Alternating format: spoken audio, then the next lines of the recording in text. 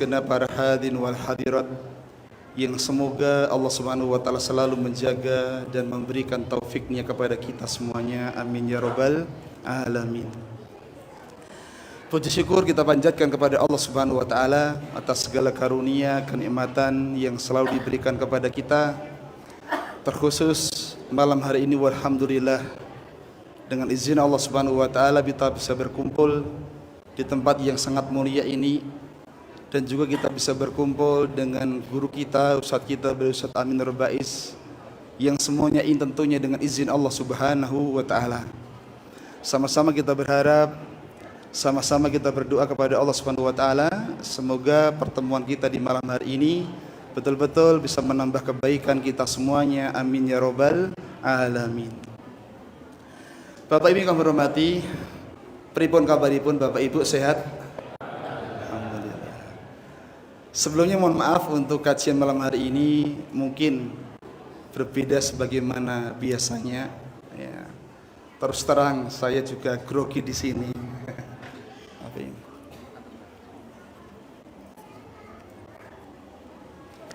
Jemaah kaum muslimin, untuk kajian malam hari ini memang sengaja dari beliau Ustadz Amin Nurba'iz meminta agar jemaah juga aktif dan juga tidak ngantuk. Maka nanti kajian kita modelnya adalah tanya jawab. Jamaah bertanya, Ustadz menjawab, atau dibalik. Tapi sebelumnya kami ucapkan syukran jazakumullah khairan kepada beliau Ustadz Amin Nurba'iz. Walhamdulillah dengan izin Allah Subhanahu wa taala akhirnya sampai juga di Masjid SMP Kiti Al-Huda ini. Kemudian jamaah kaum muslimin, sebelum kita mulai kajian kita di malam hari ini sedikit memberikan beberapa pengumuman. Yang pertama, untuk model kajian malam hari ini adalah tanya jawab. Kami persilakan baik Bapak maupun Ibu nanti bisa menanyakan, terutama terkait dengan materi kita, yaitu materi tentang pelembut-pelembut hati. Yang bertanya insya Allah mendapatkan hadiah, insya Allah ta'ala. Kemudian yang kedua, insya Allah ta'ala nanti ketika menjelang waktu Isya kita adzan dulu. Habis itu dilanjutkan kajian sampai kira-kira kurang lebih pukul 8. Ya, pukul 8 insya Allah ta'ala. Tapi menyingkat waktu jamaah kaum muslimin, gimana Ustaz? Sehat Ustaz? Alhamdulillah Ustaz, Masya Allah. Suara yang jelas jamaah? Atau kurang? Suaranya kurang keras? Oh, kurang keras mason. Kurang keras sama kurang atos beda. Alhamdulillah. Baik. Bisa sampai ini namanya kecamatan Ngemplak Ustaz. Kecamatan Ngemplak, Kabupaten Boyolali. Kabupaten Boyolali. Saya juga di Kecamatan Ngemplak, Kabupaten Sleman. Oh, Sleman. Jadi kita sama, punya kesamaan kecamatan. Anjir. Alhamdulillah. Baik, gimana Ustaz? Rasanya Sleman sama Kismoyoso lebih adem mana? Rasanya di sini ada suara pesawat yang kencang banget. Jadi nampaknya aroma bandara dekat ini. Insya Allah. Tapi teman-teman betah di sini kan? Insya Allah betah Ustaz. Ya jelas kalau ke bandara tidak jauh Ustaz. Alhamdulillah. Tapi Ustaz, untuk menyingkat waktu, untuk tema malam hari ini adalah mutiara hadis pelembut hati. Begini Ustaz, mungkin saya bisa mengawali. Menurut yang saya pahami, bagaimana hati itu suatu perkara yang sangat agung. Ya, dengan hati orang itu bisa masuk ke dalam surga. Dengan hati pula orang itu bisa masuk ke dalam neraka. Mungkin pertanyaan pertama Ustaz, bisa dijelaskan sejauh mana pentingnya kita ini melembutkan hati kita semuanya. Mungkin itu dulu Ustaz. Monggo Ustaz. Jazakallahu khair. Alhamdulillah. Wassalatu wassalamu ala Rasulillah wa ala alihi wa sahbihi wa mawalah. Wa ashhadu an la ilaha illallah wahdahu la syarika lah. Wa ashhadu anna Muhammadan abduhu wa rasuluh sallallahu alaihi wa ala alihi wa sahbihi wa man tabi'ahum bi ihsanin ila yaumiddin. Biasanya kalau kajian memang yang atas selalu ramai. Biasanya ndak Ustaz, karena antum datang ramai kayaknya Ustaz. Ada apa diramaikan? Ibu-ibu kayaknya lupa kalau pas kajian mungkin Ustaz. Mereka ketemu teman-temannya. Saya merasa kayaknya di atas ada arisan. Maka mohon maaf bagi para jamaah, baik yang ada di bawah, di atas, di samping maupun di depan belakang, mohon untuk tenang sebentar, baik yang kelihatan maupun yang tidak kelihatan, karena ada yang di balik tembok ya. Kita mau bahas tentang yang tadi beliau sampaikan, perkara penting, yaitu memperhatikan hati.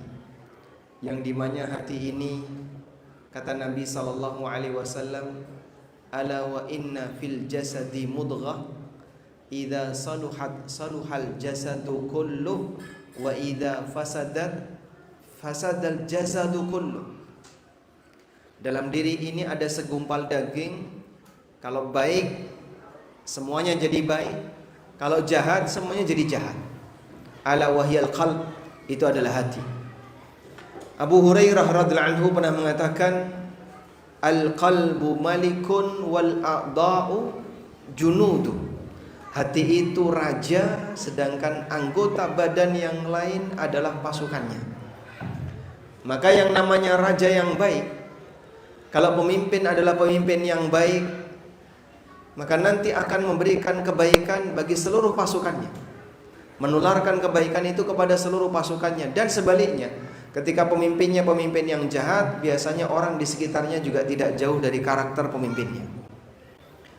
Jamaah, berbicara tentang masalah melembutkan hati, di antara forum yang bisa mengantarkan kepada kelembutan hati adalah forum seperti ini, Ustaz. Datang ke majelis ilmu, mendengarkan Al-Quran dan hadis dibacakan, mendengarkan nasihat, itu bisa membuat hati lebih lembut. Nabi SAW memberikan jaminan dalam hadis yang sahih, majtama'a qaumun fi baitin min buyutillah.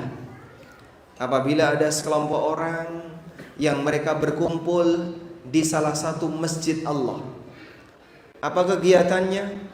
Yatluna kitaballah wa yatadarasunahu bainahum. Mereka saling mengkaji kitabullah dan saling mempelajari antara satu dengan yang lain. Bagaimana balasannya? Illa nazalat alaihimus sakinah wa ghasyiyatuhumur rahmah. Akan turun kepada mereka as-sakinah, dan mereka akan diliputi dengan ar-rahmah. Apa manfaat adanya as-sakinah? Ketika kita mendapatkan as-sakinah, maka dengan keberadaan as-sakinah akan menambah iman, sehingga di majlis ilmu seorang hamba akan naik imannya. Allah Ta'ala berfirman, huwallazi anzala as-sakinata fi qulubil mu'minin liyazdadu imanan ma'imanihim. Dialah zat yang menurunkan as-sakinah di hati hamba-hamba yang beriman, agar iman mereka semakin bertambah di samping iman yang sudah ada pada hatinya. Dengan modal as-sakinah, iman naik. Sehingga Anda bisa merasakan, kalau memang serius pengajian itu diisi dengan membacakan Al-Quran, kita menyimak hadis Nabi SAW, lalu tausiah yang isinya kebaikan, iman naik. Wallahu a'lam, mungkin sampai lapangan turun lagi, ketemu dengan aneka aurat turun lagi. Saat ada di masjid imannya naik. Pengaruh apa itu? As-sakinah yang turun.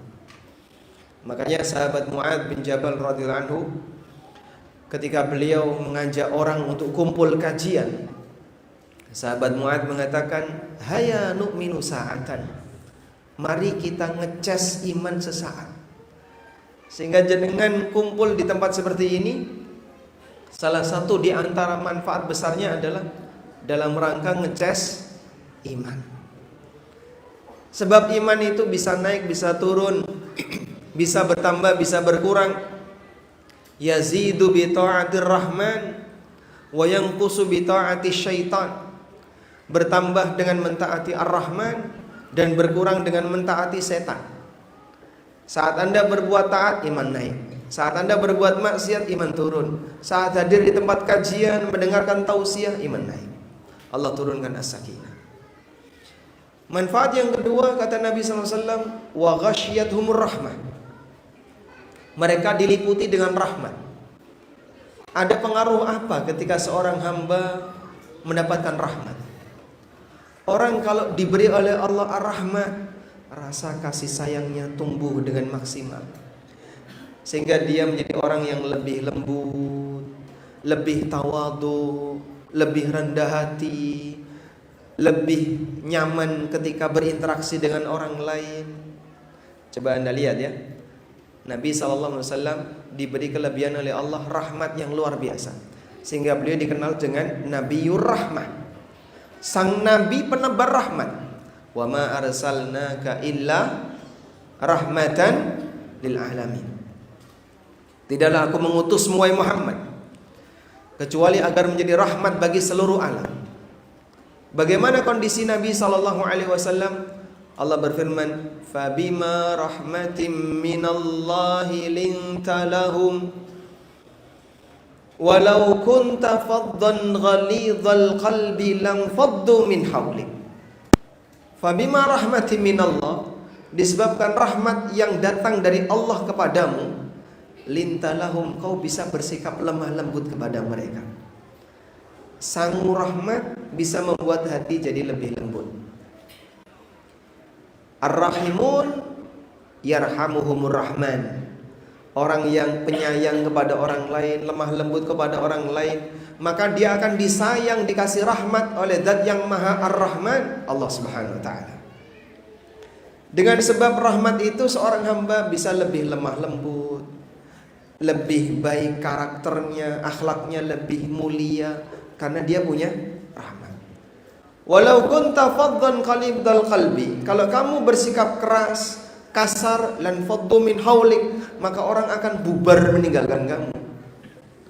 Makanya jamaah, ada banyak sekali pasangan suami istri, Ustaz, yang mereka memberikan testimoni pengaruh baik setelah pasangannya ikut kajian. Alhamdulillah Pak Ustaz, sejak suami saya ikut kajian, sekarang ada banyak perubahan. Jadi lemah lembut sama istrinya, gak kasar sama istrinya, mencintai istrinya dengan baik. Cuman satu Pak Ustaz, cedile kok ora hilang-hilang niku pripun Pak Ustaz? Aduh kok nek niku. Jadi ada pengaruh luar biasa dengan sebab dia ngaji, lebih apa? Penyayang sama keluarga. Yang biasanya kasar sama keluarga, keras sama istrinya, setelah dia ngaji lebih lemah lembut. Alhamdulillah Pak Ustadz, sejak istri saya belajar dekat dengan kajian, kayaknya sudah berubah jadi Khadijah Pak Ustadz. Masya Allah. Tapi cuma 3 hari Pak. Setelah itu balik lagi jadi Juminten. Ada pengaruh kayak gitu Pak? Anda merasakannya enggak? Saya merasakan. Saya merasakan betapa ada perubahan dalam diri ini sebelum kenal sunnah dan pasca kenal sunnah. Dulu awal-awal kajian waktu masih kuliah, Masya Allah, bagaimana karakter saya sebelum belajar Al-Quran dan hadis di hadapan para asatidzah Ahlussunnah, dan bagaimana pasca itu saya bisa merasakan. Masya Allah, memang betul bahwasanya wahyu ini diturunkan bukan untuk membuat manusia jadi makin keras, tapi membuat manusia untuk makin bahagia. Allah berfirman, Taha ma anzalna alaikal qur'ana litashqa. Taha ma anzalna alaikal qur'ana litashqa. Aku tidak menurunkan Al-Quran ini kepadamu wahai Muhammad agar kau jadi orang celaka. Sehingga dengan keberadaan Al-Quran seorang hamba akan jadi orang yang jauh lebih baik. Buktikan. Makanya sampean cari Pak, siapa preman yang paling keras Pak? Saya kira hatinya tidak lebih keras dibandingkan gunung. Padahal Allah mengatakan dalam Al-Quran, Lau anzalna hadzal Qur'ana ala jabalin la ra'aitahu khashi'an mutasaddian min khasyatillah. Andaikan Al-Quran itu aku turunkan ke gunung, kau akan lihat gunung itu khusyuk, tunduk, tawadhu, karena takut kepada Allah. Itu gunung Pak. Coba jenengan pencet atine menungso karo watu, Atos pundi, Pak? Nggih. Tapi batu dia bisa pecah ketika Al-Quran diturunkan kepadanya. Maka saya yakin, dan kita juga yakin, hati seorang hamba tidak lebih keras dibandingkan batu. Jika memang mereka bisa memberikan kesempatan waktu untuk mau dengerin Al-Quran dan Sunnah sesuai dengan apa yang diajarkan Nabi SAW, melunak itu. Anda bisa bayangkan karakter orang jahiliyah yang diubah oleh Nabi SAW hanya dalam waktu kurang lebih berdakwah 23 tahun. Tapi terjadi perubahan yang luar biasa. Yang awalnya mereka gelap gulita, penuh dengan kezaliman, hidup serba saling nyerang antara satu dengan yang lain. Begitu Islam datang jadi apa? Masyarakat madani yang jadi potret keberhasilan umat, sehingga mereka menjadi manusia-manusia pilihan umat ini. Siapakah mereka? Para sahabat Nabi SAW. Kebayang kerasnya Umar bin Khattab radhiyallahu anhu sebelum beliau masuk Islam. Masya Allah, punya keinginan membenci kaum muslimin. Demikian pula yang dialami oleh Khalid bin Walid, memerangi kaum muslimin. Demikian pula para sahabat yang lain, yang mereka orang-orang yang kasar sebelum mereka masuk Islam.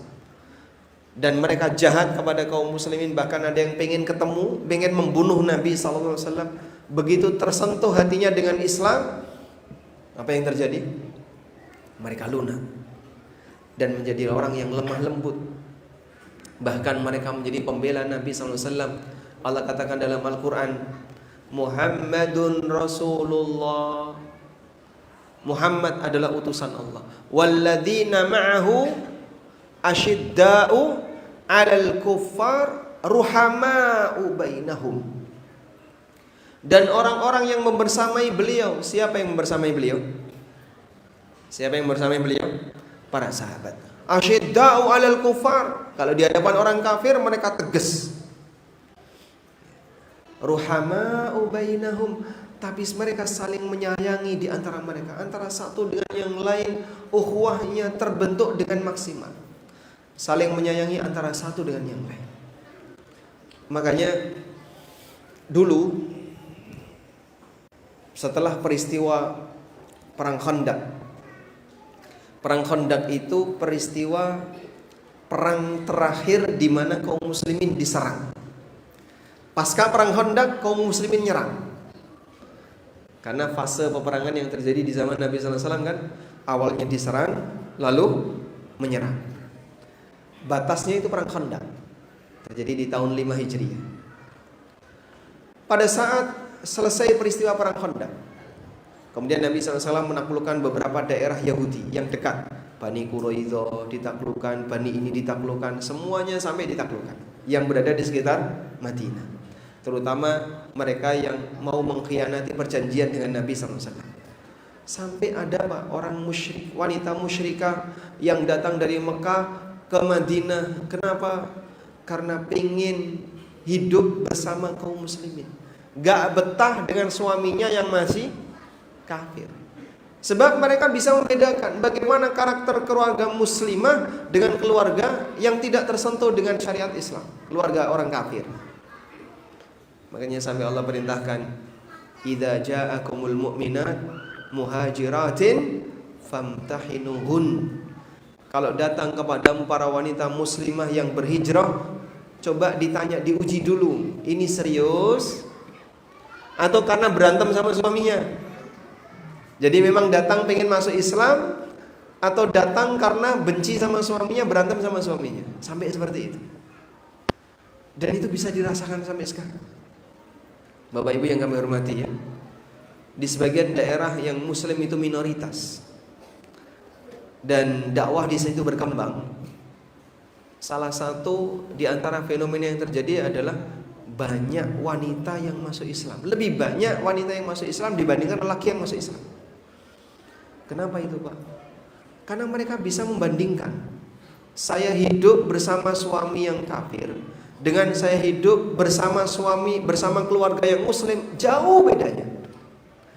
bagaimana cara Islam memperlakukan orang yang lemah, bagaimana cara Islam memperlakukan seorang istri, seorang wanita, anak, dan seterusnya. Makanya itulah pengaruh baik dari rahmat yang Allah berikan kepada mereka yang serius untuk mendengarkan kajian di masjid seperti ini. Insya Allah kita bisa pulang bawa apa, Pak? Bawa apa? Hah? Kok pahala? Bawa Khadijah, sakinah. Bawa apa? Bawa Khadijah. Bawa Khadijah. Khadijahnya diajak ke sini nggak, Pak? Diajak. Bawa sakinah, bawa rahmah, dan semoga ada ilmu yang bisa kita dapatkan, ada kebaikan yang lain, kumpul dengan saudara-saudara sama muslim, ada banyak manfaat. Baik. Masya Allah. Menarik Ustaz, bicara masalah hati kayaknya tidak ada habisnya Ustaz. Tadi kita mendengar bersama bagaimana pentingnya akan kelembutan hati, dan termasuk sebab hati kita bisa lembut adalah dengan kita menghadiri majelis ilmu. Sampai belum menggambarkan ya, para istri kalau sudah majelis ilmu didatangi akan menjadi apa tadi? Khadijah, walaupun hanya 3 hari. Baik. Kepada para jamaah dan Ustaz yang berhormati, mungkin sekarang kami tawarkan Ustaz kepada para jamaah. Mungkin ada yang hatinya saat ini lagi galau, mungkin kok lama gak hilang-hilang galaunya. Kami persilakan mungkin 1 atau 2 pertanyaan dari Bapak dulu. Ada mic-nya? Panitia? Sini dulu. Mangga Ustaz. Cek. Sebut nama, alamat, berapa istrinya. Assalamualaikum warahmatullahi wabarakatuh. Waalaikumsalam warahmatullahi wabarakatuh. Perkenalkan, nama saya Abdika dari Makassar. Masya Allah. Izin bertanya dan mungkin tentang kelembutan hati yang mungkin saat saya misal kalau janjian dengan teman ataupun rekan kerja seperti itu kan terkadang molornya panjang 1 sampai 2 jam. Terkadang kalau janjian di rumah itu saya tinggal tidur saja kalau yang lebih tidur. Nah itu sampai teman atau rekan kerja itu datang ke rumah tapi saya nggak buka itu gimana? Maksudnya ya takutnya saya agak jengkel atau kesel dah. Nunggu tuh mau nasihatnya itu kan biar nggak seperti itu. Masya Allah. Oh iya, monggo Ustaz. Baik, ini sudah lintas tema berarti ya. Memang orang kalau punya hati yang lembut jamaah, dia jadi orang yang lebih gampang memaafkan. Dia jadi orang yang gak gampang baper. Karena dia tahu siapapun pasti punya kekurangan. Saya punya kekurangan, yang lain juga punya kekurangan. Dan kadang orang lain bisa toleran dengan kekurangan saya, sehingga mereka bisa memahami, Masya Allah ya, Ustadz kenapa telat ya? Oh ya sudah tidak apa-apa. Misalnya ya. Jadi saat kita telat misalnya ditoleransi, berarti seharusnya kita bisa bersikap yang sama untuk orang lain. Berikan toleransi yang sama untuk orang lain jika memungkinkan. Meskipun sah-sah saja kalau Anda memberikan batasan. Misalnya, tolong kita janjian jam 1 ya. Dia datang jam 3. Dia datang jam 3 dan Anda merasa saya sudah punya kesibukan yang lain. Ya Bapak sampaikan saja, Pak, mohon maaf Pak ya, janjiannya kita batalin karena saya sudah tunggu 1 jam, Bapak belum datang.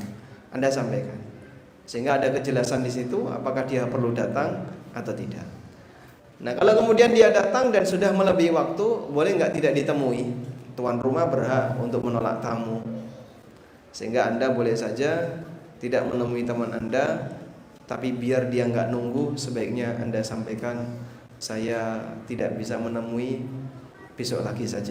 Jadi selesai masalahnya. Agar misalnya jengkel Anda tidak menular ke dia. Nanti Anda jengkel, dia jengkel adu jengkel. Jadi apa kira-kira? Double jengkel. Baik. Ini ada satu tambahan sedikit ya, tentang gimana sih caranya biar hati kita itu bisa menjadi lebih lembut selain dengan hadir di majelis ilmu. Masing-masing kita punya potensi batin yang beragam. Makanya Allah Ta'ala menyebutkan dalam Al-Quran bahwa nafsu itu ada 3. Ada nafsu apa saja? Nafsu al-mutmainnah. Allah berfirman, ya ayyatuhan nafsul mutmainnah irji'i ila rabbiki radiyatan mardiyah. Ini yang pertama. Yang kedua ada nafsu yang disebut dengan nafsu al-lawwamah. Yang ketiga ada nafsu yang disebut dengan nafsu ammarah bisu. Wa ma ubarri'u nafsi innan nafsa la ammaratum bisu'i illa ma rahima rabbi. 3 nafsu ini melekat pada diri setiap manusia. Saya punya, bapak ibu juga punya. Gak ada manusia yang tidak memiliki itu kecuali mereka yang dirahmati oleh Allah, yang nafsunya dikendalikan oleh Allah. Bagaimana nafsu mutmainnah? Jiwa yang tenang karena dia dekat dengan pencipta. Inilah jiwa yang rutin berzikir kepada Allah. Dia merasa bahagia ketika dia dekat dengan Allah. Ala bidzikrillah tatmainnul qulub. Bukankah dengan zikrullah hati seorang hamba itu akan bisa menjadi tenang? Ada 2 makna untuk kalimat ini. Makna yang pertama adalah, bukankah dengan mengucapkan kalimat-kalimat thayyibah hati itu bisa menjadi tenang bagi batin yang bisa menikmatinya. Mana yang kedua, bukankah dengan membaca peringatan Allah? Yang dimaksud membaca peringatan Allah di situ adalah membaca Al-Quran. Bukankah dengan membaca Al-Quran kau bisa merenungkan firman Allah, maka hatimu akan bisa menjadi tenang. Kalau yang pertama membaca kalimat thayyibah, yang kedua mengkaji isi Al-Quran, itu bisa membuat hati menjadi tenang. Bapak kalau sudah terbiasa semacam ini, maka nafsul mutmainnah berkembang. Nafsu mutmainnahnya bisa makin bagus, makin berkembang, karena dia rutin belajar Al-Quran, rutin zikrullah. Karena itu jadilah hamba yang sebisa mungkin merutinkan zikrullah, sebab itu bisa membuat nafsul mutmainnah semakin tumbuh berkembang. Ada nafsu yang disebut dengan nafsul lawwamah, dan Allah berikan sumpah dalam Al-Quran, la uqsimu bin nafsil lawwamah. Aku bersumpah demi nafsul lawwamah. Seperti apa sih nafsul lawwamah? Dari kata lama yalumu yang artinya mencela. Nafsul lawwamah artinya nafsu yang hobi mencela. Hobi mencela maksudnya ada 2. Mencela ketika berbuat baik dan mencela ketika berbuat buruk. Nah, nafsu lawwamah ini tidak bisa kita nilai baik dan buruk kecuali apa yang dia cela. Misalnya, ada orang gak sholat, atau ada orang yang ketinggalan sholat jamaah, terus nafsunya berontak, kamu itu kenapa kok ketinggalan terus? Salahmu sendiri. Kamu ketinggalan takbiratul ihram, kamu ketinggalan 1 rakaat, salahmu sendiri, kamu tadi gak persiapan. Itu nafsu mencela dirinya sendiri. Maka lawamah seperti ini baik atau buruk? Baik atau buruk? Baik. Contoh yang lain, ada orang berbuat maksiat, selesai berbuat maksiat dia sedih, nafsu lawamah berfungsi. Nah, kamu sih ikuti hawa nafsu. Coba kalau tadi saat mau berbuat maksiat kau tahan diri, kau sabar, kau ini, maka kau tidak akan terjerumus ke dalamnya. Kemarin kan sudah kau lakukan itu, kenapa balik lagi? Berarti nafsu lawamah ini baik atau buruk?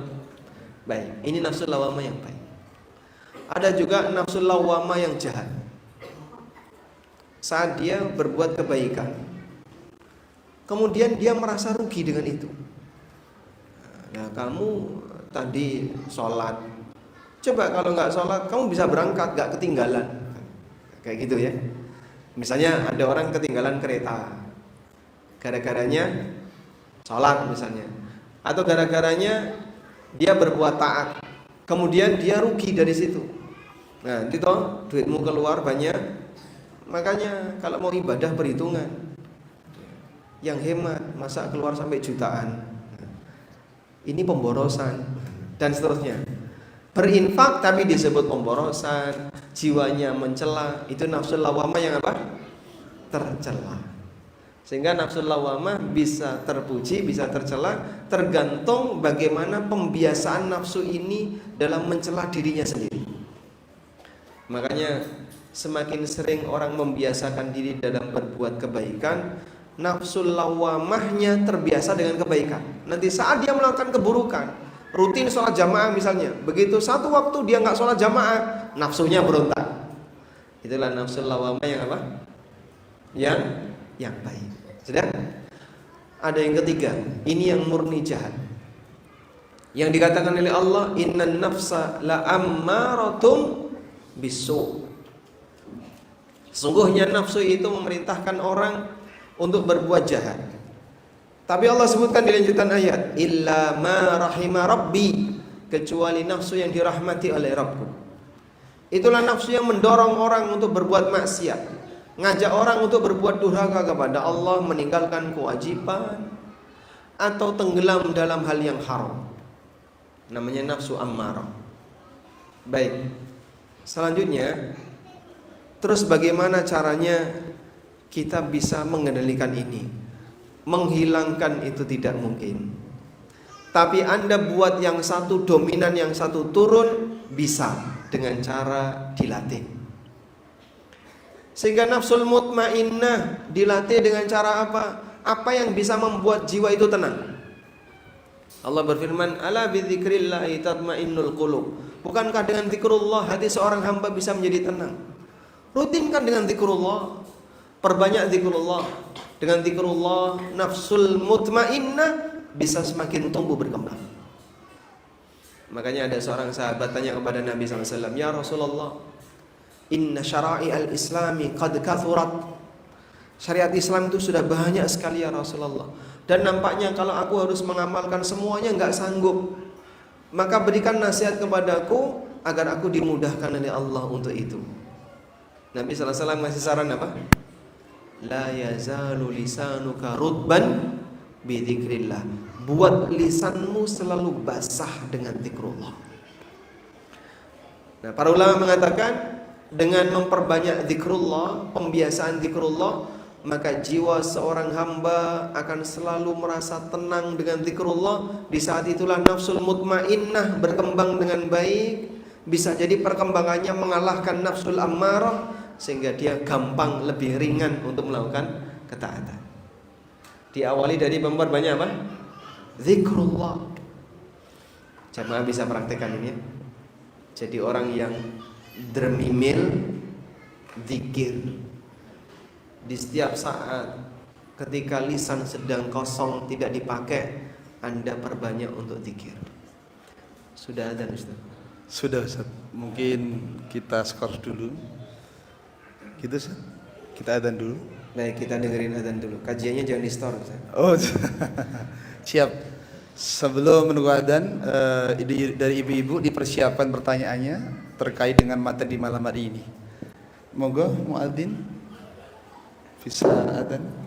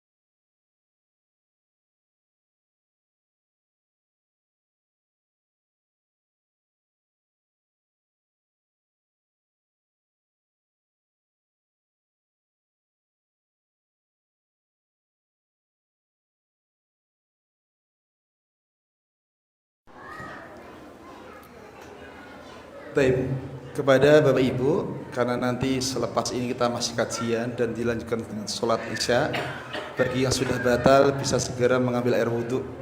Adapun ibu-ibu bisa mengambil air wudhu di kamar mandi sebelah selatan masjid lantai 2. Adapun bapak-bapak bisa di selatan masjid maupun di utara masjid. Baik, kita lanjutkan. Ustaz, sudah selesai Ustaz? Tentang pembagian nafsu tadi? Mau ditambahkan? Mau koma atau sudah titik tadi? Masya Allah. Baik, kita tambahkan dikit ya. Iya, Ustaz. Kalau tadi kita sudah berbicara tentang nafsul lawamah, sudah nafsul mutmainnah, kemudian nafsul lawamah. Cara agar nafsul mutmainnah bisa berkembang tadi gimana Pak? Berikan apa yang membuat nafsu itu bisa menjadi lebih tenang, jiwa jadi lebih tenang. Ala bidzikrillahi tatmainnul qulub. Maka buat dia lebih sering untuk dekat dengan zikrullah. Kalau sudah terbiasa dengan zikrullah, nafsul mutmainnah lebih tenang. Makanya Bapak Ibu, orang ketika lagi stres, lagi pusing, jika dia mukmin muslim yang terbiasa dengan zikrullah, diingetin, baca istighfar, astagfirullah, astagfirullah, astagfirullah, subhanallah, subhanallah. Jadi dia tenangkan hatinya dengan apa? Astagfirullah, astagfirullah. Lagi emosi, biasanya orang nggak menyebut apa Pak? Astagfirullah, astagfirullah. Karena dia mukmin. Tapi bagi orang yang tidak terbiasa dengan zikrullah, lagi emosi, masya Allah, gak bisa menang ya, ngomong terus. Kalau dia nggak melampiaskan apa yang ada di isi hatinya, dimuntahkan semuanya, dia merasa nggak tenang. Makanya beda Pak, lisan orang yang terbiasa dengan zikrullah dengan lisan orang yang tidak terbiasa dengan zikrullah. Kita perlu banyak berlatih untuk itu. Kemudian nafsul lawamah dikendalikan dengan cara pembiasaan aktivitas-aktivitas yang baik. Dalam kondisi ketika kita melakukan sebuah keburukan, meninggalkan yang baik, nafsu itu akan bicara, mencela kita. Maka kita buat nafsul lawamah yang baik lebih dominan dibandingkan nafsul lawamah yang buruk. Lalu bagaimana dengan nafsu ammarah? Bagian inilah yang mungkin lebih berat. Nafsu ammarah Allah Subhanahu wa taala yang mengendalikan.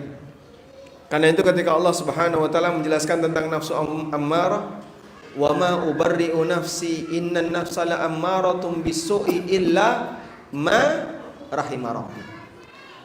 Aku tidak bisa menjamin kebaikan jiwaku. Innan nafsa la ammaratun bisu', sesungguhnya nafsu itu punya potensi untuk menyuruh yang buruk, illa ma rahima rabbi, kecuali yang dirahmati oleh Rabbku. Bagian ini dihilangkan tidak bisa, tapi minimal bisa diturunin. Caranya gimana? Serahkan kepada zat penciptanya. Serahkan kepada zat yang menciptakan. Bagaimana bentuknya Pak? Berdoalah kepada Allah untuk perbaikan jiwa. Salah satu di antara doa Nabi SAW, mohon Bapak Ibu hafalkan ya. Allahumma ati nafsi taqwaha wa zakkiha anta khairu man zakkaha anta waliyuha wa maulaha. Hafal insyaallah? Belum. Baik. Coba kita ulangi ya. Allahumma ati nafsi taqwaha. Diulang. Allahumma ati nafsi taqwaha. Kau hafal nggih? Satu kali lagi. Allahumma ati nafsi taqwaha. Diulang sampai isya. Pas ngaji Pak Ustaz kan. Allahumma ati nafsi taqwaha wa zakkiha. Digabungkan. Allahumma ati nafsi taqwaha wa zakkiha. Sampean urutkan ada berapa kata tadi ya? Allahumma ati nafsi taqwaha wa zakkiha, 5 kata. Anta khairu man zakkaha. wa zakkiha anta khairu man zakkaha. Insyaallah bisa apa? Baik, diulangi dari depan. Allahumma ati nafsi taqwaha wa zakkiha anta khairu man zakkaha. Hafal ya? Kalau mau ditambahkan lagi, anta waliyuha wa maulaha. Anta waliyuha wa maulaha. Jadi ini jiwa gak mungkin kita sendiri bisa mengendalikan. Kita serahkan kepada Allah. Dialah yang menciptakan jiwa itu. Maka kepada Zat yang telah menciptakannya, Dia yang kuasa untuk mengaturnya. Sehingga kita minta kepada Zat yang menciptakannya untuk memperbaikinya. Allahumma ya Allah, ati berikanlah nafsi jiwaku taqwaha, ketakwaannya. Anugerahkanlah ketakwaan kepada jiwaku. Nah, jiwa kalau bertakwa, nyuruhnya yang baik. Nyuruhnya yang baik. Atau minimal dia akan tahan diri kalau mau nyuruh yang jahat. Wa zakkiha, dan bersihkan jiwa itu. Anta khairu man zakkaha, engkau adalah sebaik-baik Zat yang membersihkan jiwa. Anta waliyuha wa maulaha, engkau ya Allah yang mengurusinya, dan engkau yang menjadi Rabbnya. Jadi dalam kondisi ini kita serahkan jiwa kita kepada Zat yang akan mengendalikan jiwa itu. Hamba kalau bisa seperti ini, mudah-mudahan ammarah bisu'nya bisa turun. Nafsu yang punya kepotensi ammarah bisu' bisa turun. Begitu ya. Sehingga masing-masing jiwa yang 3 tadi kita kendalikan dengan metode yang berbeda. Untuk nafsul mutmainnah dikembangkan dengan cara perbanyak zikrullah. Untuk nafsul lawamah, buat lawamah yang baik, yang dominan dengan cara pembiasaan amal-amal baik. Untuk nafsu ammarah, serahkan kepada Zat yang menciptakannya. Minta kepadanya agar hati kita diberi ketakwaan. Ada satu cerita Ustaz. Masya Allah. Apa itu Ustaz? Udah tahu ceritanya belum? Kayaknya belum pernah cerita Ustaz. Jadi Syekh bin Baz rahimahullah, pada waktu beliau itu tawaf, mesti kan didampingi oleh beberapa orang muridnya. Doa yang beliau ucapkan berkali-kali itu adalah doa Allahumma aslih fasada qalbi. Allahumma aslih fasada qalbi. Berkali-kali beliau mengucapkan itu. Kecuali antara rukun Yamani dengan Hajar Aswad, beliau baca Rabbana atina fid dunya hasanah wa fil akhirati hasanah wa qina adzabannar, sebagaimana sunnah Nabi sallallahu alaihi wasallam. Di putaran yang lain beliau membaca Allahumma aslih fasada qalbi. Ya Allah, perbaikilah sisi kerusakan dalam hatiku. Perbaikilah sisi kerusakan dalam hatiku. Itu seorang syekh yang kita kenal, Syekh bin Baz, orang yang sangat baik hati, dermawan, berilmu, dan aneka kelebihan yang beliau miliki. Namun Masya Allah, beliau rajin berdoa kepada Allah, Allahumma aslih fasada qalbi. Ya Allah, perbaikilah kerusakan hatiku. Nah, yang seperti ini barangkali bisa kita tiru jamaah. Kita pasrahkan hati kita kepada Zat yang menciptakannya. Kita mohon kepadanya agar hati ini dibimbing oleh Allah Subhanahu wa taala. Wallahu a'lam. Masya Allah. Jazakallahu khairan Ustaz. Satu pertanyaan dengan jawaban yang luar biasa. Banyak faedah yang sudah diberikan beliau. Sebelum kita masuk pada pertanyaan dari ibu-ibu, tadi ada penanya dan kita sudah menyampaikan setiap penanya dapat hadiah. Monggo panitia. Kemudian tadi Ustaz Amin Nurbais juga menyebutkan 2 doa. Monggo Ustaz. Masya Allah. Ini apa Ustaz? Voucher haji. Ini kayaknya untuk para istri Ustaz. Oh. Tadi sudah punya istri belum? Oh belum. Rumahnya mana? Oh Nogasari. Usia berapa Mas? 23. Itu sudah saatnya nikah atau belum Ustaz? 23 itu. Coba tanya ke beliau. Oh insya Allah. Kalau saya dulu nikah 22 Mas ya. Berarti 2-3 sudah saatnya kayaknya. Tadi Ustaz menyampaikan 2 doa. Satu doa dari Nabi sallallahu alaihi wasallam, yang kedua doa yang dibaca Syekh bin Bas. Mungkin bisa bagi-bagi dari Ustaz. Untuk doa yang dari Nabi, Allahumma ati. Monggo Pak, yang duluan. Boleh berdiri Pak? Mana Boleh yang berdiri. mana yang mau jawab? Mic-nya maksud saya. Ada 2. Oh, Masya Allah. Hafalan atau buka catatan? Sambil buka. Oh gitu. Tadi kalau ngelirik-ngelirik saya ide kan tadi. Allahumma ati nafsi taqwaha wa zakkiha anta khairu man zakkaha anta waliyuha wa maulaha. Baik, itu baca saja. Setengah atau hadiahnya full Ustaz. Monggo panitia dikasihkan. Taib ibu-ibu yang hafal doa yang dibaca oleh Syekh bin Bas, pendek doanya. Monggo ibu-ibu, enggak boleh kalah sama bapak-bapak. Mik panitia dikasihkan, monggo. Silakan. Dibaca doanya, nanti yang menentukan hadiah tidaknya ustadznya ya, bukan saya.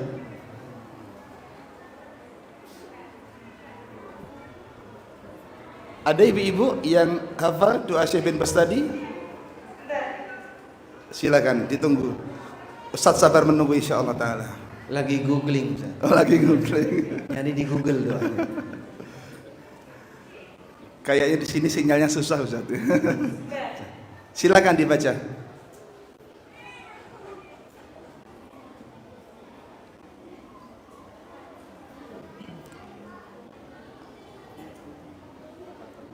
Sudah belum? Saya hitung.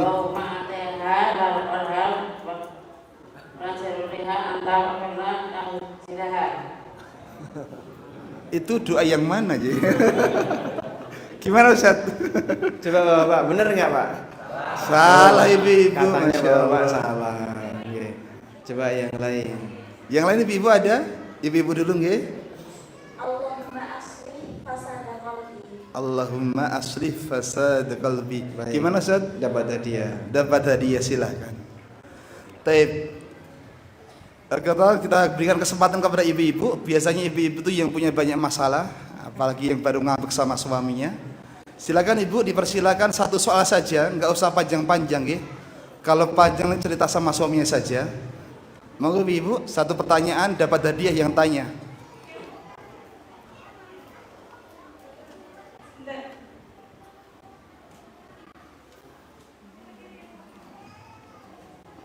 Nggak usah buka internet dulu ya. Assalamualaikum Pak Ustaz, izin bertanya. Waalaikumsalam warahmatullahi. Monggo. Apa perbedaan berkah dan barokah? Dan contohnya seperti apa? Terus apa akibatnya orang yang tidak diberkahi atau tidak barokah? Dan apakah orang yang kerja di pabrik rokok itu Waduh, panjang men ya soalnya ya. Berkah, barokah, rokok, berkah. Gimana Ustaz? Ingat Ini 2 tema. 2 tema Ustaz. Berarti Ya. di luar masjid saja. Karena dijawab. sudah jadi khotijah Ustaz. Ya, silakan Ustaz dijawab. Silakan. Apa bedanya antara berkah dengan barokah? Bedanya, kalau berkah itu bahasa Indonesia, kalau barokah bahasa Arab. Jadi beda atau sama Pak? Hakikatnya sama. Sama. Oke. Jadi mau disebut barokah monggo, disebut berkah silahkan. Kalau bahasa Arabnya barokah, tapi kalau bahasa Indonesianya disebut berkah. Jadi berkat. Nah, ini wis rupane panganan tadi berkah. Terus bagaimana kalau ada orang yang kerjaannya di tempat yang nggak baik? Misalnya di tempat maksiat atau menjual sesuatu yang haram. Apakah itu hidupnya tidak berkah, napa rizkinya tidak berkah? Tidak ada harta haram yang barokah. Namanya harta haram ya pasti harta sing malakno ciloko. Sehingga harta haram ya nggak boleh. Orang bertahan ngambil harta haram nggak boleh. Kalau dia sudah tahu iki haram, nggak boleh untuk dia diambil. Sebab harta haram terlarang bagi siapapun untuk mengambilnya. Sehingga jangan tanya keberkahan, itu sudah terlarang, marakno dosa. Makin banyak yang diambil, dosanya makin gede. Dan Nabi SAW pernah bercerita, "Tsumma dzakara ar-rajula asy'atha akbar yamuddu yadayhi ila as-sama ya rabbi wa mat'amuhu haram wa mashrabuhu haram wa malbasuhu haram wa ghudhiya bil haram fa anna yustajabu lah." Ada orang yang dibuat oleh Nabi SAW sebagai perumpamaan. Dia ini baru saja melakukan safar, rambutnya kusut, badannya berdebu, angkat tangan memanggil-manggil Allah, ya Allah, ya Rabbi, ya Rabbi. Tapi makanannya haram, minumannya haram, pakaiannya haram, dan dagingnya tumbuh dari sesuatu yang haram. Fa anna yustajabulah, maka bagaimana mungkin tungone diijabahi? Isi lahir batinnya haram, darahnya itu darah dari sesuatu yang haram, dagingnya tumbuh dari sesuatu yang haram, disebabkan karena dia makan dan mengkonsumsi sesuatu yang haram. Makanya bahaya kalau orang terlalu banyak mengumpulkan harta haram, berarti dia memberi makan dirinya dengan kotoran. Ibarat dia telah memberikan makanan dirinya dengan kotoran. Maka jangan tanya berkah, itu sudah enggak berkah, bahkan sudah jadi sumber musibah baginya. Nabi SAW mengatakan, kullu lahmin nabata min suhtin fannaru aula bihi. Sedaya daging sing tumbuh dari harta haram nyemplung neraka lebih layak diobong. Kenapa? Karena dagingnya kecampuran harta najis, harta haram. Maka pastikan Bapak Ibu, kalau punya harta haram segera singkirkan. Dan ini nyambut gawe ning kono pripun, Mas? Ya kalau tahu itu adalah tempat yang terlarang, jangan bertahan, tinggalkan. Tawakkal 'alallah. Tapi nafsunya selalu mendorong, lho kaya ngono ku lho, innan nafsala ammaratun bisu. Tapi saya itu terdorong terus, Pak, pengen. Baik, nafsunya sekarang diserahkan kepada Allah. Ya Allah, perbaikilah jiwaku. Barangkali jiwaku belum tenang ketika saya meninggalkan yang seperti ini. Maka saya mohon ampun ya Allah, perbaiki jiwaku agar bisa lebih tenang ketika saya harus meninggalkan sesuatu yang haram. Kita pasrahkan jiwa kepada siapa? Zat yang menciptakannya. Semoga ketika Anda pasrahkan kepada Zat yang menciptakan jiwa itu, Allah kendalikan. Allah Maha Kuasa untuk membuat jiwa itu semangatnya jadi turun. Tiba-tiba berubah. Sing awalnya senang jadi gak senang. Yang awalnya dulu senang sekarang jadi benci. Ada gak orang kayak gitu, Pak? Dulunya pemabuk, pecandu khamr. Setelah tobat gimana, Pak? Ketemu khamr nesu. Akhirnya ketemu khamr dipecah. Ini dulu yang sudah membuat saya hancur hidupnya. Akhirnya saat dia ketemu penyebab kenapa dulu dia celaka, itu dia musuhi, dia pecah sampean khamrnya. Itulah pengaruh ketika orang jiwanya sudah berubah. Nah, kita bikin ya, teman-teman masyarakat secara umum kasih pengaruh yang baik untuk seperti itu. Maka barangkali Anda punya tetangga yang mungkin masih bekerja di tempat-tempat seperti tadi ya. Nggih nyuwun sewu, ini terus terang mawon Pak. Menurut Ustaz, rokok itu halal atau haram Ustaz? Ini menurut Ustaz siapa Ustaz? Lagi jenengan tau Ustaz ini bagaimana? Menurut Ustaz rokok itu halal atau haram Ustaz? Yang jelas saya itu nggak pernah ngerokok Ustaz. Terus? Iya, sepaham saya Ustaz, karena ngerokok itu sisi mandornya lebih banyak. Ya. Sepaham saya Ustaz, itu adalah perkara yang haram. Tapi kalau salah tolong diluruskan Ustaz. Pripun? Kalau salah tolong diluruskan. Karena madorotnya Lebih besar Ustaz. lebih besar. Jadi memang rokok ada manfaatnya nggak Pak? Hah? Apa manfaat rokok? Coba jenengan ya, hampir semua makanan itu pasti kan ada informasi kandungan gizi. Di rokok ada nggak? Ada tulisannya Ustaz, merokok membunuhmu Ustaz. Adanya kan merokok membunuhmu.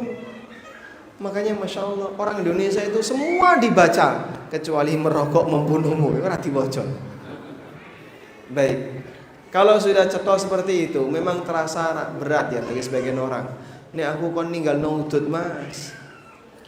Luwih milih napa? Luwih milih orang madang timbangane orang udut. Kenapa? Karena fisiknya itu sudah berubah. Makanya untuk meninggalkan itu butuh proses. Dan bagi sebagian orang kadang berat. Ada banyak sekali pengalaman yang beragam. Mereka yang meninggalkan rokok, taubatnya orang yang meninggalkan rokok itu macam-macam, Pak. Ono sik sampai ketika meninggalkan rokok opnam dulu. Begitu dia meninggalkan rokok sampai sakit opnam. Masya Allah. Berarti saking badannya itu sudah lengket dengan rokok. Semua makanan itu kalau dimakan di toilet menjijikkan. Jenengan nggawa roti masuk toilet karo buang air besar. Makan roti tega mboten, Pak? Tega mboten? Mie ayam. Tega mboten? Kenapa? Jijik. Sedang buang air, bawa makanan, ra tega mangan, Pak. Pasti ditaruh. Fokus buang air. Kecuali satu. Saya juga nggak tahu. Hanya itu.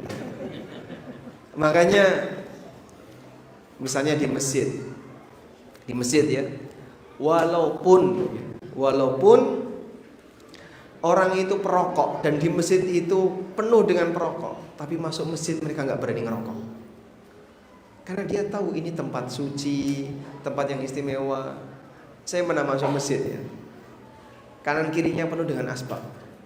Di teras-teras juga, Pak, asbak. Tapi di dalam kosong. Dan mereka nggak berani ngerokok di dalam, ngerokoknya di luar. Karena mereka sadar ini nggak sopan. Ada makanan atau ada sesuatu yang dikonsumsi di toilet cocok, di masjid nggak cocok. Apalagi itu kalau bukan.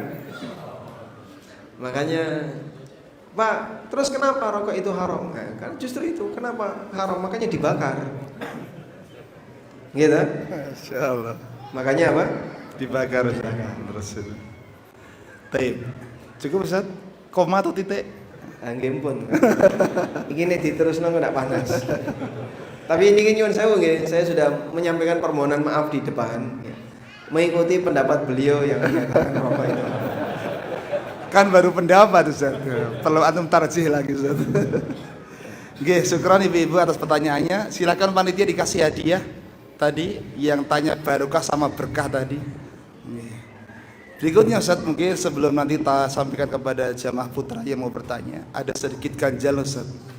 Kadang kita ini ngaji semangat Ustaz. Tapi kadang baru 5 menit itu kadang sudah tidak sadar diri. Ngantuk gitu Ustaz. Ketika mau selesai tiba-tiba bangun Ustaz. Nah itu pertanyaan, ini termasuk penyakit apa tanda kerasnya hati atau bagaimana Ustaz? Mohon penjelasannya. Ada orang yang ngaji saat awal dia semangatnya semangat datang ya. Begitu sampai di masjid duduk langsung hilang. Turu. Nah itu sebabnya apa? Ya ada beragam sebab ya. Bisa jadi kan memang orang yang kecapean ngantuk, bernyambut gawe ning sawah, kemudian maghrib di masjid, adem, liar-liar, apalagi penyampaian ustadz yang tenang, sehingga adem, merem. Itu banyak. Ada juga yang memang karena dia nggak gubris. Sehingga lagi ngaji apa toh monggo yang ini rata gobris akhirnya tinggal turu. Ada yang dia ngantuk karena materinya mungkin kurang menarik. Jadi ada beragam faktor. Namun secara umum bahwa ngantuk ketika kajian itu tercela. Ibnu Mas'ud radhiyallahu anhu menyebut bahwa an-nu'as indal mau'idah minasyaitan. Ngantuk ketika ada pengajian itu karena godaan setan. Setan membawa jarum lalu ditusukkan kepada orang itu. Nah, ketika kena tusukan setan, kemudian dia kalah dengan tusukan setan, ngantuk, tidur. Tapi sangat disayangkan yang seperti ini kehilangan kesempatan, karena orang yang ngantuk itu ibarat jenengan datang ke tempat belajar nggawa timbo. Nggih. Ngaji niku sangun napa? Timbo. Timbone napa niku, Pak? Manah piyambak-piyambak menika. Hati kita. Karena kita mau menampung ilmu. Jenengan mangkat nggawa timbo, sampai di tempat timbone ditutup alias merem. Ya ora ono sing mlebu. Makanya orang kalau tidur ketika ngaji tidak ngerti apapun. Kenapa? Karena ditutup timbone. Sehingga dulu para sahabat membuat perumpamaan, mathaluhum kamathali sariyatin akhfaqu. Perumpamaan mereka itu seperti pasukan perang yang gagal. Sudah berangkat pakai modal waktu, modal tenaga, pulang gak bawa apa-apa karena gagal. Orang yang belajar kajian namun ya dia tidur ketika di majelis ilmu, itu ibarat seperti dia datang bawa timba, begitu sampai di tempat yang seharusnya dia isi dengan air tapi malah ditutup. Ya ora entuk apa-apa. Makanya Bapak Ibu, tapi gimana Pak kalau misalnya kita memang ngantuk banget? Ya sudah, disiapkan dulu. Jadi sebelum ngaji tidur dulu. Misalnya nggih, jenengan bar mulai saka sawah, jam pinten biasa nih? Kondur saking sapin jam pinten, Pak? Jam gangsal. Bar kondur saking sapin dugi griya terus napa? Dolanan manuk. Sing suwe ngene kono. Dolanan manuk doro sampai mepet, Mak.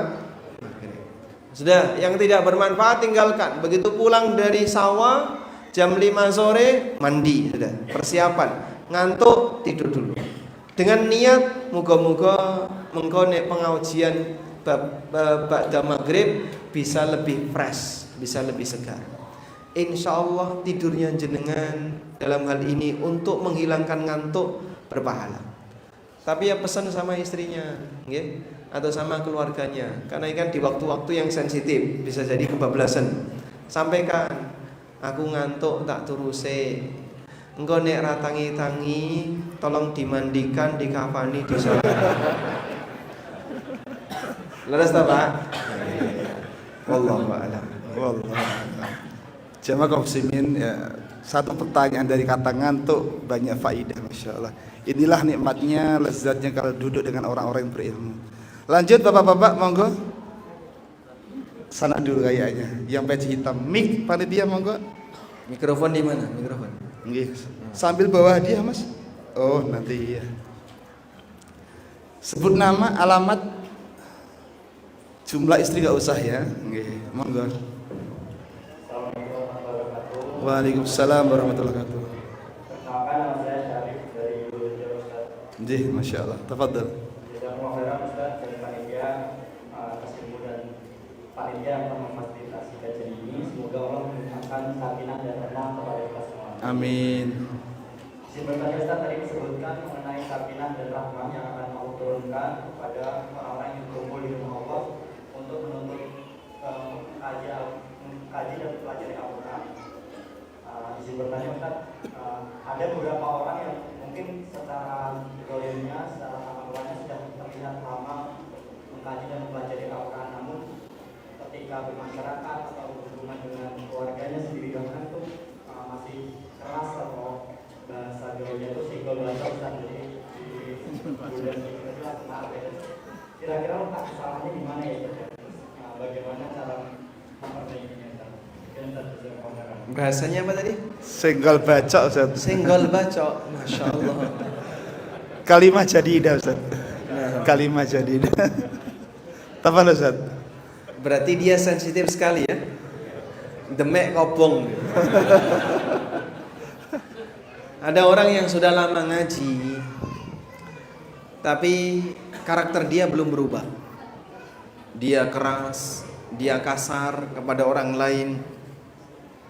Cara dia bermuamalah juga pengennya pokoknya selalu pokoknya kudu aku sing menang, aku sing menang. Kalau ada seperti ini, yang salah yang mana? Apakah materinya yang salah? Ataukah orang itu yang salah? Al-Quran tidak pernah salah. Hadis Nabi SAW juga tidak pernah salah. Karena Al-Quran tidak pernah ngajarin kayak gitu. Kalau ada santri yang nakal, apakah pondok boleh disalahkan? Tidak. Kenapa? Pondok gak pernah ngajari kayak gitu. Terus kenapa santri itu nakal? Ya, dia sendiri yang salah. Mungkin ada sisi misalnya memang karakter dia susah untuk diubah. Dia ngerti, dia tahu kalau itu salah, tetapi tetap dilakukan. Jadi kalau secara ilmu penjelasan udah dapat, tapi Allah belum kasih taufik sama dia. Terus gimana Pak kalau ada orang seperti ini? Pertama, nasihat untuk yang bersangkutan. Ini diawali dari kesadaran. Kamu ngerti nggak sih kalau kamu ini orang yang ditakuti oleh orang lain? Loh kenapa kok saya ditakuti? Karena kejahatan kamu. Setiap kali orang mendekat ke kamu mesti berantem. Atau misalnya ada yang terdolimi, ngapung kalau ngomong nyelekit, sehingga ada di tempat ini nyelekit, negara nyelekit, negara nyelekit, nyelekut. Dia nggak bisa jaga lisan, ketika bicara mau ceplas-ceplos, suka menyakiti hati orang lain. Nabi SAW pernah menyebutkan, Inna min syiraril khalqi yaumal qiyamah. Di antara makhluk yang paling jelek besok di hari kiamat adalah orang yang ditakuti oleh orang lain, makhafata syarrihi, karena takut dengan dampak buruknya. Saya nggak senang sama dia Pak. Kenapa? Anggere nek wis kenal kok mesti diutangi. Dede kenal saya di utang. Nek utang jaluk terus, ngejar terus, tolong lama saya itu Mas, utang. Baru kenal wis utang. Sampai dititeni sama masyarakat, hati-hati. Sampai nek kenal wong iki mesti langsung jaluk utang.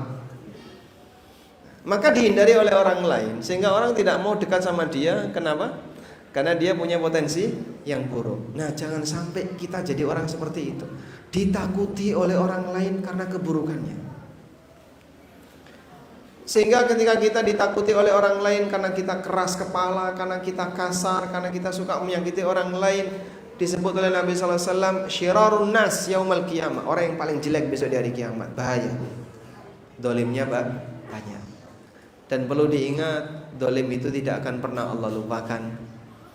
Dolim itu pasti akan selalu diselesaikan, akan tetap dijaga dan diselesaikan di yaumil qiyamah.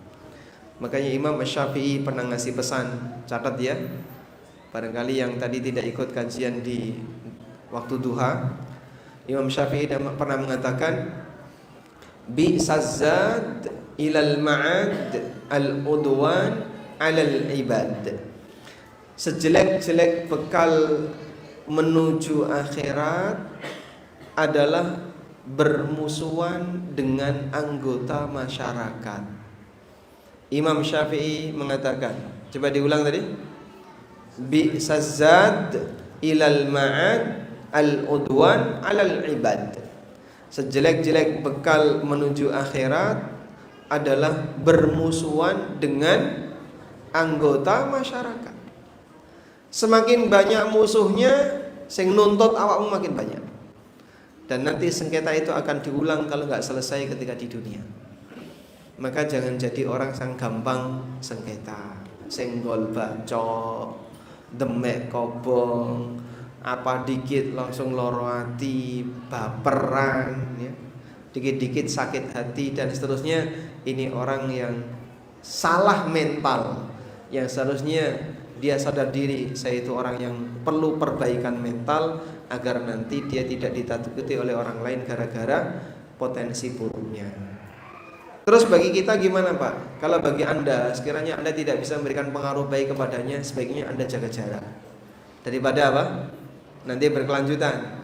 Sehingga misalnya Ini aku ketemu wong iki, Pak. Wis wedi dhisik. Kamu bisa nggak nasihati dia? Kayaknya berat. Ya sudah, tahan sampai di sini. Cukup jaga jarak. Wallahu a'lam. Jazakallahu khairan, banyak faedah dari beliau. Dari satu pertanyaan sudah dapat hadiah Mas tadi Mas? Sampun. Insyaallah. Ustaz, kita sampai jam berapa, Ustaz? Kita sampai capek Ustaz. Baru kali ini bagus sekali ya. Iya. Sak kesel gitu ya. Iya, tadi jamaah sudah nunggu Ustaz lama masalahnya ya. Biar saya mereka tunggu puas. lama. Iya, terlalu lama tadi. Ustaz, ini kan masih baru jam 7. 7 lebihnya berapa itu? Ya belum banyak. Ya, sabar dulu Ustaz ya. Oke. Ibu-ibu masih banyak yang mau tanya. Monggo ibu satu pertanyaan dulu. Monggo. Nanti kalau nggak tanya-tanya ditutup sama ustadznya nanti. Ada ya? Tidak ada ya, alhamdulillah. Oh ada, silakan ibu. Nggih. Mohon izin bertanya Ustaz, bagaimana cara melembutkan hati ketika mendidik anak, terutama ketika mendampingi belajar? Saya kira Iya, masya Allah. Bagaimana melembutkan hati? Maksudnya jangan kasar dan keras ketika mendampingi anak waktu belajar. Masalahnya mbok ini apa ya kaya ngono? Andise awakmu cilik apa kaya ngono? Wah, aku lebih parah timbangane anakku.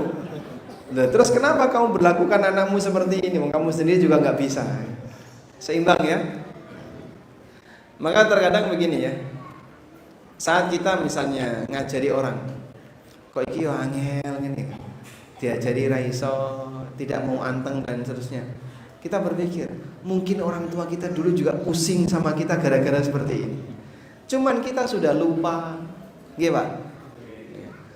Sehingga ngajari anake tapi ra iso-iso karo nesu. Ndise awakmu luwih ndugal timbangane anakmu. Bisa jadi apa yang sekarang Anda alami sebagai peringatan dari Allah agar kau ingat jasa orang tuamu di masa silam. Dulu mungkin kau juga seperti itu. Waktu diajari oleh orang tuamu, kau tidak bisa fokus. Mungkin kau suka main, susah untuk menerima, tapi orang tuamu bisa menerima. Nyatanya kan anaknya tetap hidup sampai besar ya. Nah sekarang coba kasih perlakuan yang sama untuk anak kita ya. Baik, memang terkadang muncul rasa tidak sabar. Terus keluar kalimat apa? Umpatan, kalimat rasa jengkel dan seterusnya. Gini saja, kalaupun hari ini belum bisa, ditunda besok. Dah. Ini kok ra iso-iso tok wis, dah leren aja daripada emosi naik, nek diterusno tambah memuncak, wis leren aja, besok lagi aja. Ngoten nggih, Pak? Nah, itu prinsip orang kelurahan. Nek saiki durung rampung surate di rampungna sih. Bisa. Maka sama dengan kalau Anda mendidik anak ya, nek saiki durung iso ya muga-muga sesuk iso. Makanya kalau jenengan ngurus di kelurahan kok suwe gak rampung-rampung nih, prinsip mereka seperti itu. Nek saiki durung rampung ya sesuk. Nggih, Ustaz. Masya Allah. Tapi bukan prinsip kajian malam ini ya. Iki rampung dirampung ya Ustaz gitu. Baik, insyaallah sudah rampung. Oh, Masya Allah. Sudah puas Ibu tadi? Nerima ya jawabannya ya? Silakan dikasih hadiah panitia. Tips semakin lama semakin menarik ya. Kayaknya nggak mau selesai kita. Jamaah sepakati dulu kita selesai jam 8 kurang atau jam 8 lebih jamaah? Kok suaranya alun-alun? Jam 8 kurang atau jam 8 lebih? Oh lebih Ustaz. Lebih berapa jam Pak? Baik, kita menghabiskan door prize Ustaz. Masih ada beberapa. Monggo Bapak-bapak. Silahkan. Pakai mic dulu. Nggih. Mikrofon di mana mikrofon? Nggih. Sebut nama, alamat, monggo.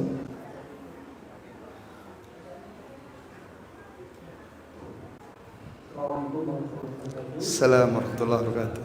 Saya Sulawesi dari Jawa. Izin bertanya, apakah perkara lembut ataupun kerasnya hati juga ada faktor keturunan Masya Allah. Ini soal luar biasa ini. Masya Allah. Kayaknya butuh 1 jam menjawab Ustaz. 1 jam menjawab. Monggo Ustaz. Jadi kadang ada sebagian orang kayak gini ya. Kowe iki nek ndelok aku kasar, aja disalahne. Beralasan dengan apa? Gawan bayi kan dhisik wis kaya ngene. Sehingga dia minta orang lain memahami dia. Dia meminta orang lain, kamu harus memahami saya. Nah, pertanyaannya, apakah Anda juga bisa memahami dia?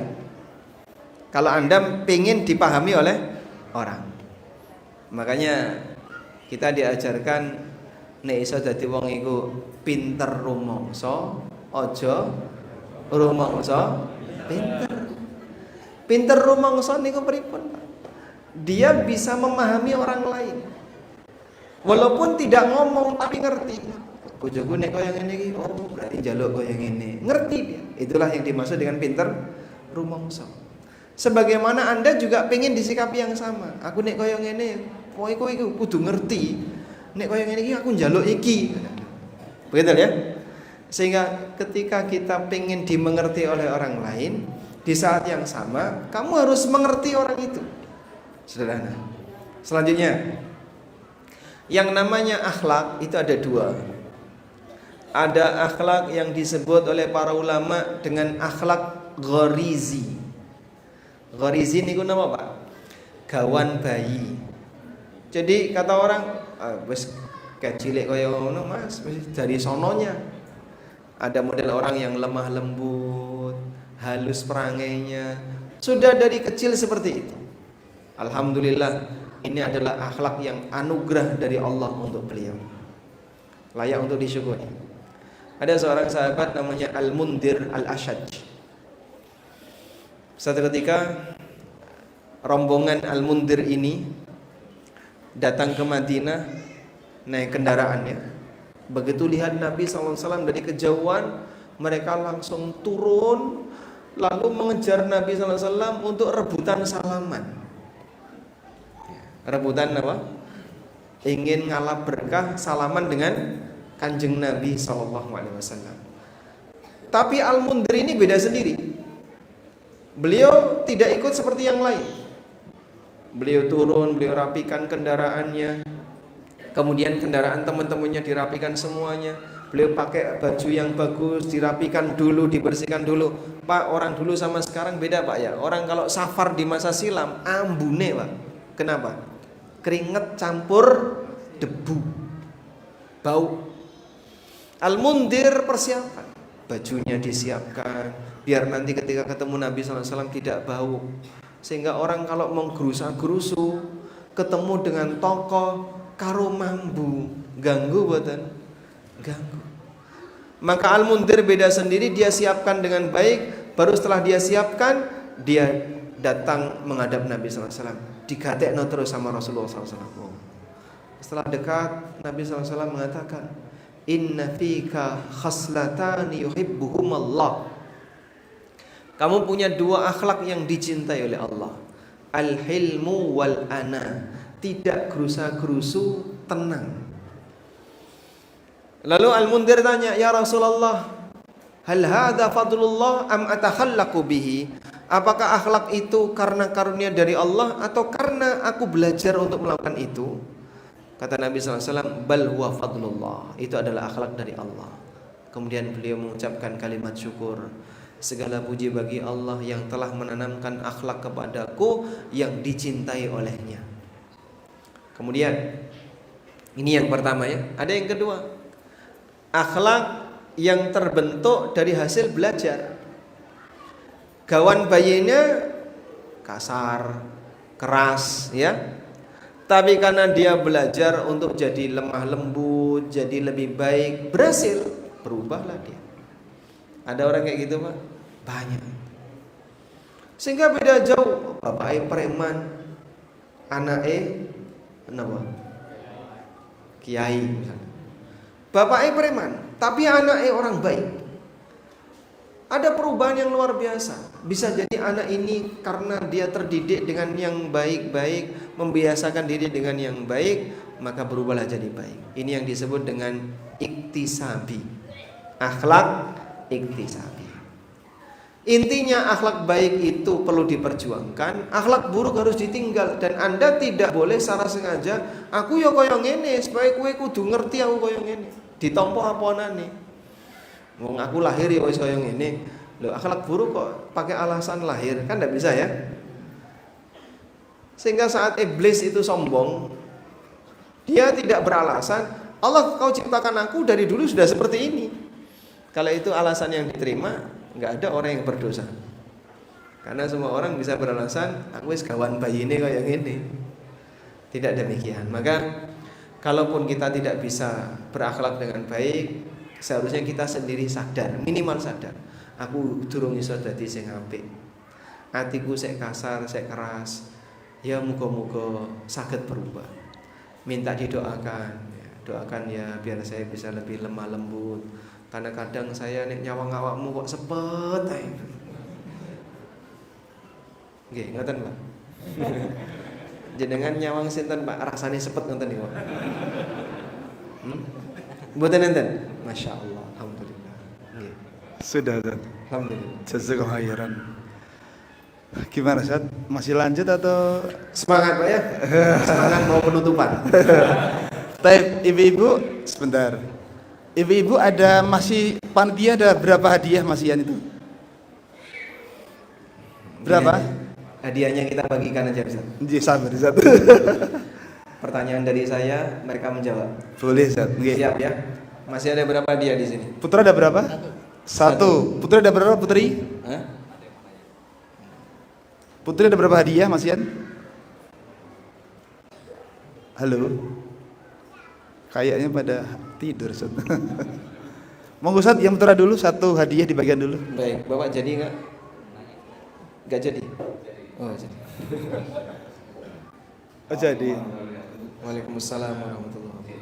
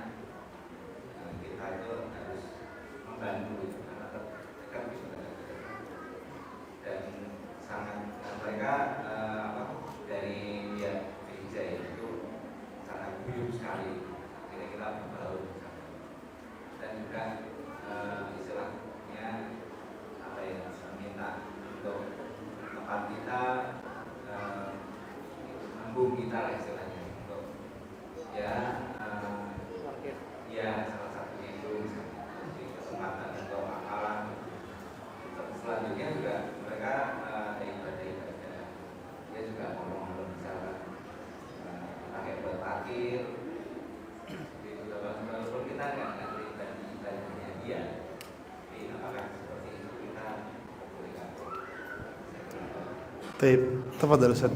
Masya Allah. Nggih. Kita sarankan beliau pindah ke Kemplak aja. Baik. Itu memang salah satu di antara resiko kalau kita berada di lingkungan yang beragam ya.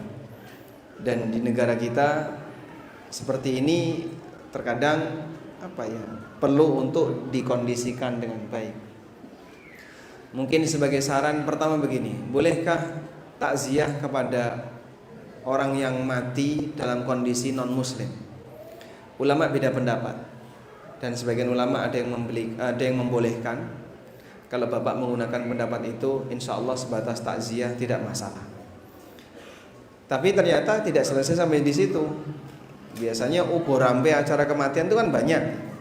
Tidak hanya sebatas ngurukti jenazah, tapi juga ada kegiatan-kegiatan setelahnya. Bapak tadi cerita ada kegiatan peribadatan dan seterusnya. Ya intinya begini, mendukung tidak boleh, tapi kita tidak ganggu, itu saja. Nah terus gimana Pak kalau misalnya mereka minta izin untuk memakai tempat kita digunakan untuk parkir? Kalau itu adalah milik umum seperti jalanan dan seterusnya, Anda kan tidak punya wewenang. Tapi kalau itu wilayah Anda sendiri, misalnya yang ada di tanah Anda dan seterusnya, nah barangkali itu masuk wilayah wewenang. Nah ini yang bingung, nek pengen parkir mlebu. Tapi kalau di luar tidak masalah. Jadi mungkin kalau mereka minta izin, nggih monggo silahkan di luar saja. Nah, itu saja sebagai saran ya. Tapi saya juga bingung, nanti kalau saya ngelakoni sendiri belum tentu bisa itu. Ya kalau sound system nggak bisa ditahan Pak. Suara dia nggak bisa ditahan. Itu konsekuensi kalau Anda tinggal di situ. Saya pernah ngisi kajian di Bali ya. Masjid sebelahnya namanya Banjar ya. Tahu Banjar kan? Jadi corong Banjar itu mengarah ke masjid, ada corongnya. Dan tepat jam 6 pagi itu mereka selalu membaca wirid. Apa namanya itu?